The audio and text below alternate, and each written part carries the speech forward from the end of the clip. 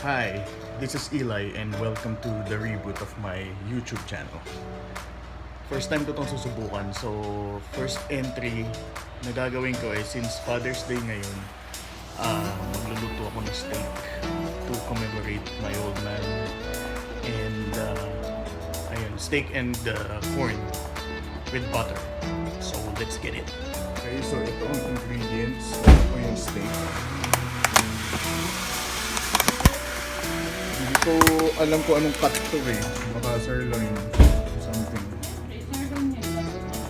Lambot. Tapos Himalayan Sea Salt. Basil kasi walang available na oregano kaya basil na gagamitin natin. Garlic. Ay, ano pala? Walang rosemary. So basil, sorry. And then thyme.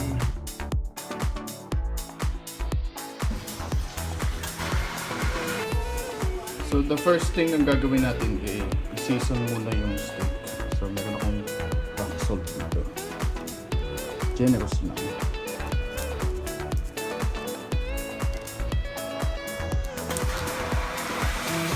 Yan.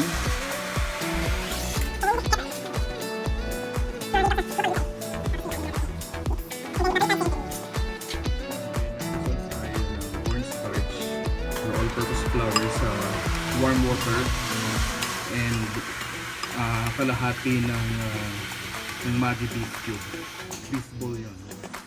So high heat ang gagawin natin and then lagyan ng konting canola oil para lang padulasin ng konti. And then para hindi siya masunog, saka natin ilalagay yung butter at yung oil.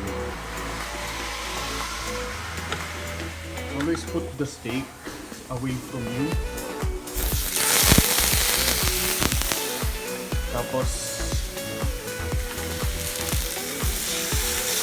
for medium well, dapat mga 3 to 4 minutes per side. Ang gagawin natin yung style ni Ramsey. So 6:33. So i-flip na natin siya. And then pagka-flip natin, saka natin i-ano yung butter, garlic, and the other food.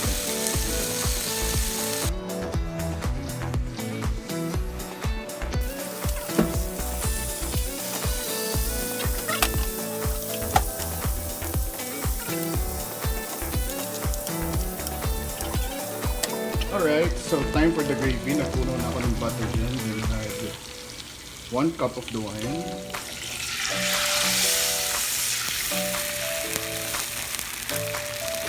I-glaze muna natin siya.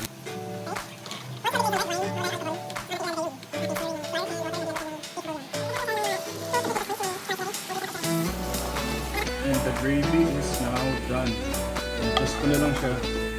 Medyo matabang daw. So, hindi ko na konti pang asin. And then kasi siya how we want it. So, isasalin ko na lang siya sa lalagyan. Okay, so yun na nga ang aking niluto na steak para sa Father's Day. Sana nagustuhan nyo. Ilalagay ko rin siya sa aking Instagram food account, Eli Cooks and Eats. Kindly follow na lang for my food reviews doon. Honest food reviews and recipes. So thank you so much and happy Father's Day everyone.